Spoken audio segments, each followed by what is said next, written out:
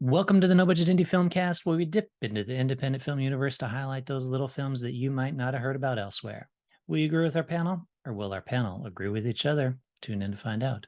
I am Milo Dennison, and with me, as always, is Claire Milan Hello.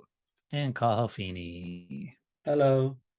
All right, Claire, what are we watching this week? So this week we're watching an Australian short film called Second Best. It's directed by Elisa McLeland and co-written by Elisa and Simone Mussinger, and starring twin actresses actually called Karina and Rachel. I think it's Bano. So this film, it's about these twins, and one of the twins is she's a gymnast, a very talented gymnast, and her mother is training her because she wants her to go to the Olympics, and then she's ignoring the other twin. So they're called Dalika and Nushka. I think they're Russian descendants live in Australia. And so the mother is concentrating on this one twin while the other one is being totally ignored, and she's working in this spa pool place. And she just feels really ignored by her mother, and because her sister is all the attention's on the sister. It's a very interesting film. There's something a little bit off about it when you watch it, and it was only afterwards I realized that it's filmed in the wide. So if you notice when watching this film, when it's filmed in the wide and characters just walk into the scene and walk out of it. So I was trying to figure out what is so disconcerting about it. And the characters, they're a little bit odd. It's a little bit satirical, and it has a kind of very comical edge to it, especially when they're in the pool and spa shop. There's employee of the month, and this guy, he's employee of the month every month, and it looks like a really sad shop where the girl, one of the twins, works. And yeah, it's a very it's kind of quirky. There's something off about all the characters. They shows that there's a disconnect between all the relationships, especially because the mother is hothousing one of them to be the star gymnast and the other's ignored. There's something a little bit flat in it, I thought, after watching it. There is moments that are very comical, but then there's something that just is a little bit flat, I found. I can't put my finger on what it is.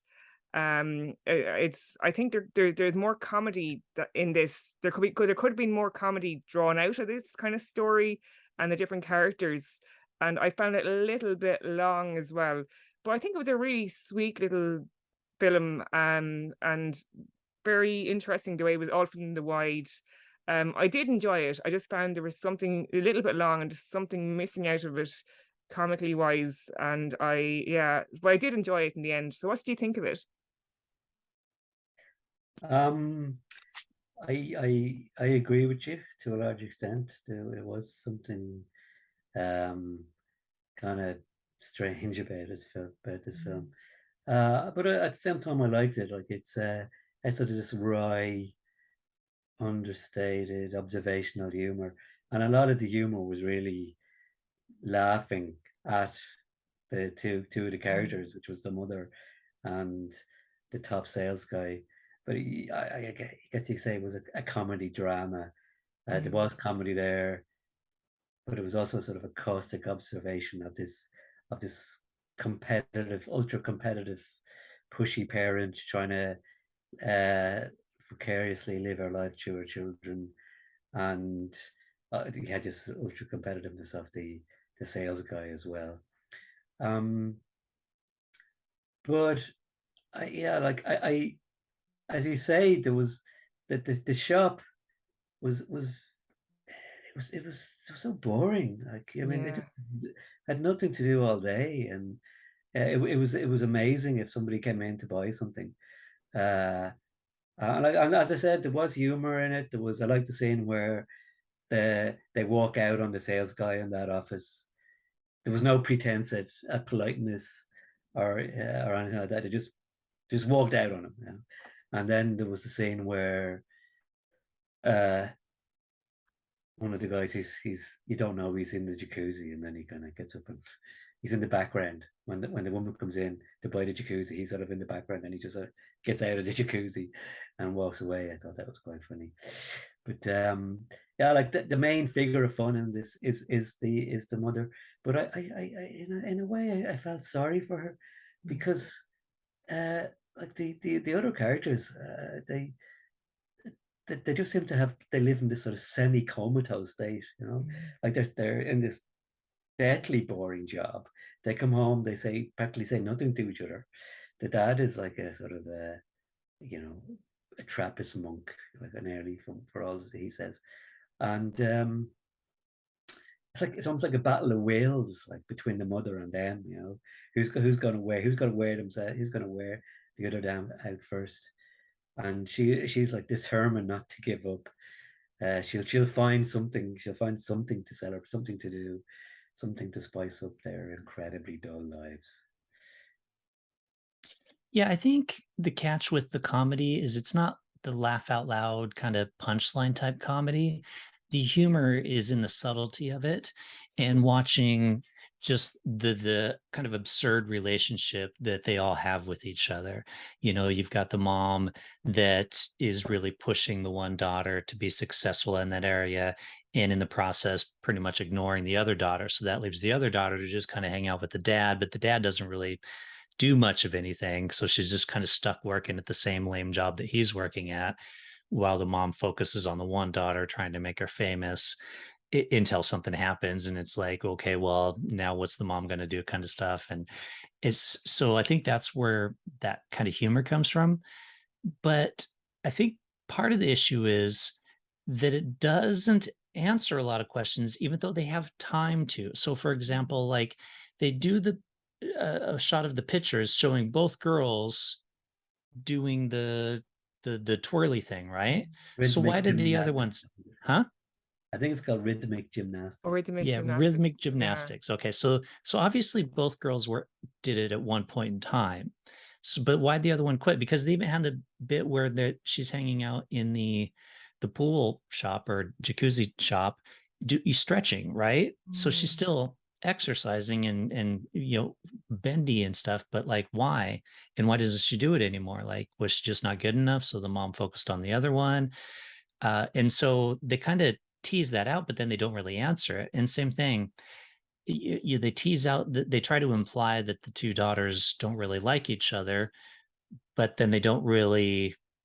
I don't want to say what happens at the end Mm. to resolve that, but it just kind of, you know, just because one parent focuses on one daughter and not the other doesn't necessarily mean the children don't like each other, but they kind of try to imply that that's what the situation is here with it, I think. So I think with that pacing of it, where there's all this time for stuff to happen, but then nothing really does other than, you know, people living their lives in a relatively boring manner, I guess. Yeah, I think that was it. I think it's a pacing problem. I think it's like there's at the first I was like, oh, I love this kind of stuff. It reminds me slightly of Strictly Ballroom, the very opening, and I thought, oh, this is gonna be brilliant. And then it just there's so much dead air in it that and the pacing, I think it was a pacing problem, and yet there's so many gaps that jarred as well with me. It's a really interesting story, and I want to know more. And more, given like sometimes in these short films, they give us too much exposition. With this, you want a bit more to understand their backstories and motivations. Yeah.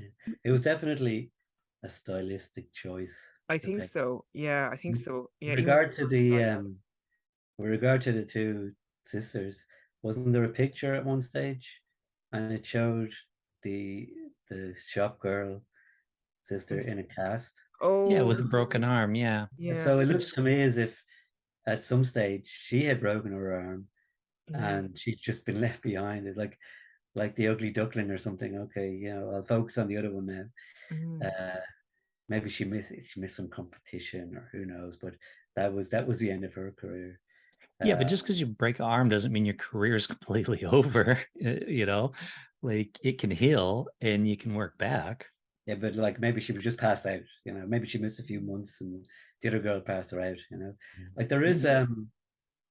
maybe she just turned out to be better too because there are two female golfers in Ireland that they were the Maguire sisters, and for years, like they were underage stars together, and they were dovetailing nicely. One would win in one competition, another would win another competition, and they were like they were like primed to take on the world. Yeah, anybody who was interested in golf knew these two were coming up.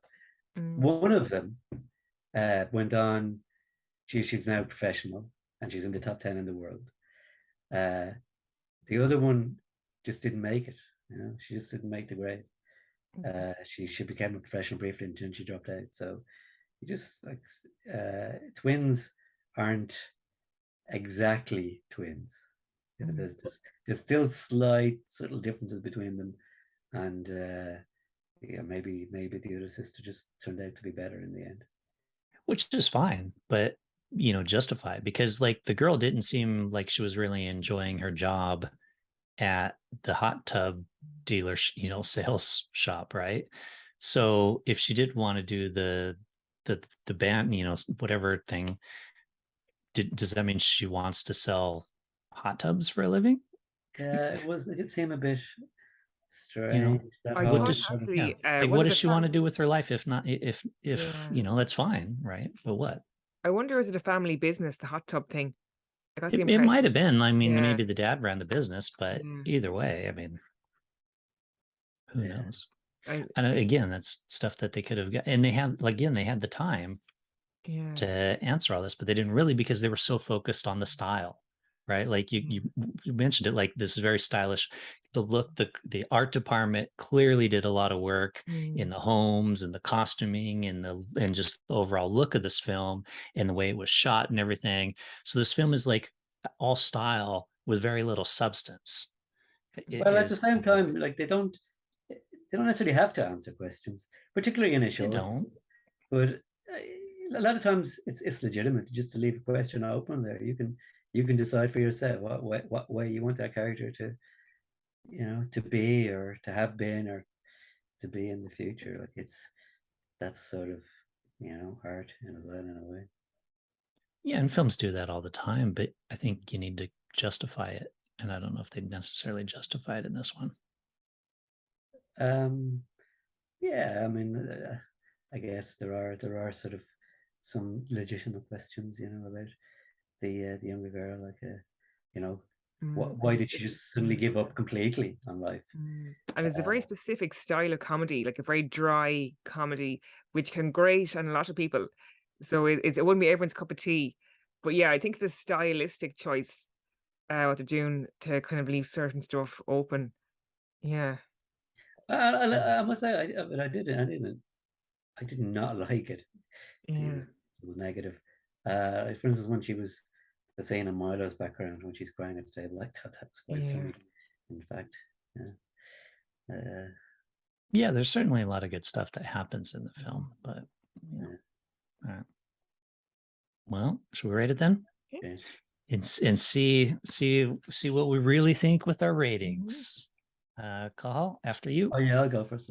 I think there was well, I watched it twice, okay, because we were supposed to do this last week and we didn't. So I sort of to refresh my memory, and I wasn't a drag, to watch it twice. I thought there was plenty of merit in the story, and there was some good humor in it, and I liked the ending. Actually, I thought the ending was pretty cool. So I would give it 3.5. Yeah, I actually like the ending as well. I thought it was really sweet, a nice way to end it. Style-wise, it's really great. The girl's performances is fantastic. There's just not a lot of substance to it. So I'm just kind of in the middle of the road on this one. So I'm going to go 3 stars. Okay. Yeah, for me, I thought the acting was really good. And I did like the style and the wide angle, the way they filmed it. And I do love Australian stuff, especially Australian humor. It was just lacking something, and there was too much space in it, and the pacing was a little bit off. So I'd give it 3 stars as well. All right in the middle for this film, folks. You heard it here. You can check it out. It's called The Second Girl. Second best. Second Best. It's called Second Best.